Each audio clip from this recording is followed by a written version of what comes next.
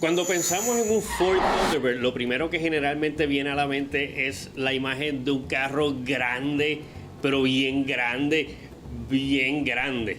Sin embargo, cuando este auto tuvo sus comienzos en 1955, era todo lo contrario. Era un pequeño convertible de 2 pasajeros, lo que se llama en la industria como un roadster. Para principios de la década de los 50, los autos deportivos apenas ocupaban un 1% del mercado de autos en Estados Unidos. Y aun cuando no era un segmento muy prometedor, Ford llevaba bastante tiempo ponderando la idea de producir uno. Pero precisamente por lo pequeño que proyectaba ser ese mercado, la automotriz no se apresuró mucho. Pero adivinen qué le pasó por esperar tanto. Les robaron el tiro. Y a ver, para esa misma época, ¿cuál rival de Ford lanzó un auto deportivo? A ver, ustedes saben cuál automotriz y cuál fue el modelo. Sí, my friends, el Chevrolet Corvette, y eso fue en el 1953. Así que cuando Ford vio el Corvette, reanudó de inmediato sus planes de producir su propio auto deportivo. ¿Y cuál fue? El Thunderbird. El primer prototipo de lo que sería el Thunderbird fue presentado en la exhibición de autos de Detroit en 1954. Su aceptación entre el público fue tan y tan buena que para finales de ese mismo año ya el carro estaba en los lotes de ventas de Ford como un modelo de 1955. Para nombrar al Thunderbird, Ford celebró un concurso entre sus empleados y ofreció un premio al que sugiriera el nombre ganador. Las sugerencias fueron buenas, fueron malas y simplemente horrendas. Incluyeron nombres como Detroiter, Runabout, Saville, Beaver, Headcat, el Tigre, Coronado y Arcturus. Afortunadamente, Ford no escogió ninguno de estos. Sin embargo, la sugerencia de un joven ingeniero llamado Alden Giverson llamó mucho la atención. Thunderbird. Resulta que Giverson había vivido en los estados de Arizona y Nuevo México y estuvo expuesto a la cultura de los indios americanos. Una leyenda entre ellos contaba sobre un ave que protegía a los humanos en situaciones adversas. Según relataban los indígenas, el llamado pájaro trueno o Thunderbird descendía de los cielos para llevarle agua a gente perdida en los áridos desiertos de la región. El nombre gustó de inmediato y fue ligeramente modificado de Thunderbird a Thunderbird, así mismo, en una sola palabra. Y posteriormente el público mismo comenzó a apodarlo como el T-Bird. Al igual que el regio Mercedes-Benz Goldwing de exactamente un año antes, 1954, el Thunderbird se destacó por un diseño que carecía de los excesos característicos de los autos americanos de la época. Sí, el T-Bird tenía aletas y cromo, pero era en minúsculas proporciones.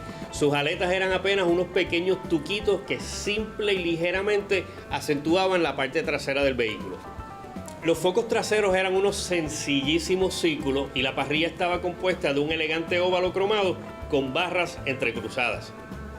El cristal delantero era curvado y arropaba las esquinas hasta unirse a las puertas, y la silueta de las puertas eran bien elegantes, ya que en lugar de las gigantescas puertas angulares que reinaban en los 50, las del T-Bird eran delineadas por unas curvas muy delicadas. Toda la carrocería era un tributo a la simpleza y a la elegancia. Al día de hoy, ese primer Thunderbird es uno de los autos clásicos americanos de mayor popularidad. Pero a pesar de que el T-Bird era la respuesta de Ford al Chevrolet Corvette y ambos eran convertibles de 2 pasajeros o roadsters, en realidad eran autos bastante diferentes. Para comenzar, el Thunderbird no era un auto deportivo, era catalogado por la misma Ford más bien como un auto de lujo para uso personal.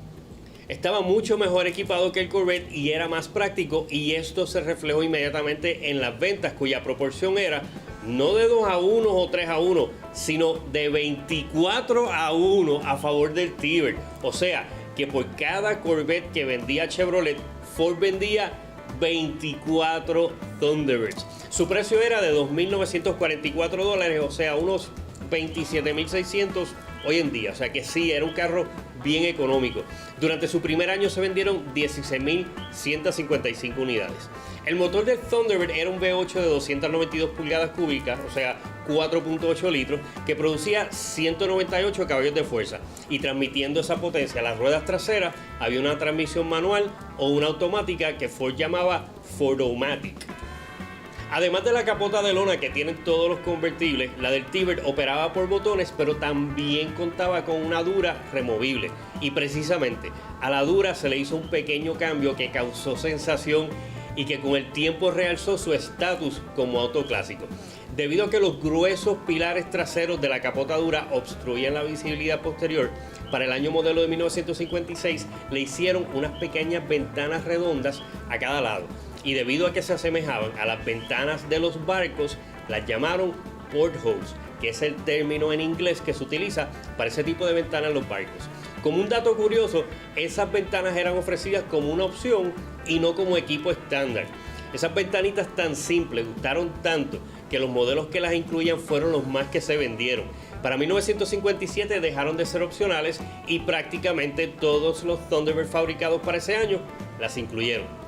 Otro cambio notable fue en 1956 cuando sacaron la llanta de repuesto del baúl para ponerla en un Continental Kit sobre el parachoques trasero. Hubo otros cambios en el T-Bird, pero ninguno tan drástico como el del modelo de 1958. Ese año Ford introdujo una segunda generación, un Thunderbird completamente nuevo y diametralmente distinto. A diferencia del pionero, el segundo Thunderbird era bien grande y con capacidad para 4 pasajeros. Ya había dejado de ser un roadster. El cambio tan radical fue el resultado de unos estudios de mercadeo realizados por Ford y los cuales reflejaban que habría una mayor demanda por un carro para 4 pasajeros. Y el estudio fue muy acertado, ya que el modelo de 1958 superó por mucho las ventas de cualquiera de los 3 años de venta del Thunderbird original.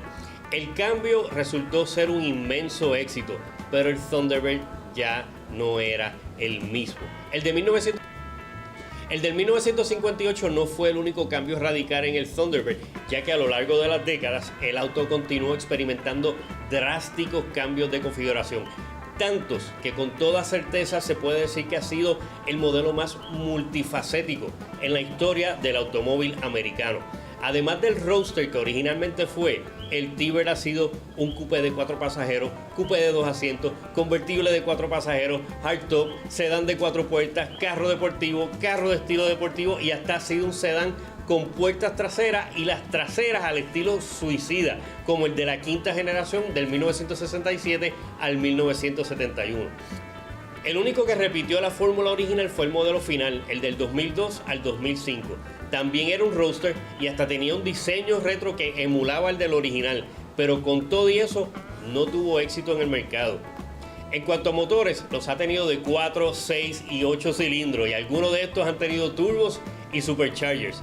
Todas y cada una de estas versiones del T-Bird fueron exitosas, pero ninguna tuvo la belleza de los integrantes de aquella primera generación de 1955 al 1957.